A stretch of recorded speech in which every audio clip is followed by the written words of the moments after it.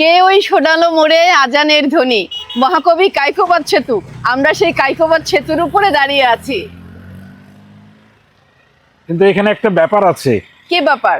কে ওই সোনালো মোড়ে আজানের ধ্বনি, এই কবিতাটা পড়ছো তুমি? হ্যাঁ, ছোটবেলাতেই তো পড়ছি। হ্যাঁ, ছোটবেলাতেই তো পড়ছি। মানে আমাদের সময়ে কে পড়েনি এরকম লোক খুঁজে পাওয়া দুষ্কর। আসলে তুমি কি জানো এই কবিতাটা কে লিখছে?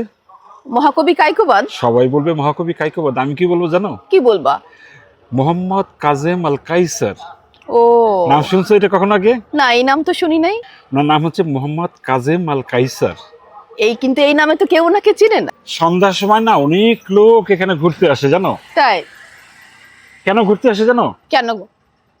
এই সেতু যে আমাদের মহাকবি কায়কোবাদের নামে, সেই জন্য না, আসলে কি জন্য? চারপাশের ভিউটা এত চমৎকার। দেখো এই যে আসলেই। এখানে ইসামতি নদী, এই পাশে আসলেই। ছোট্ট এই যে ছোট্ট একটা ধারা যাচ্ছে, ইসামতি নদী ওদিক দিয়ে বয়ে আসছে।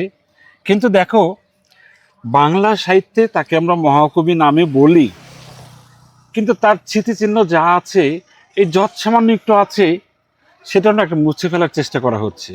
মোহাম্মদ কাজেম আল কাইসার। ও নাম শুনছো এটা কখন আগে? না, এই নাম তো শুনি নাই। চলো মোহাম্মদ কাজেম আল কাইসারের বাড়িটা আমরা খুঁজে বের করি। চলো যাই।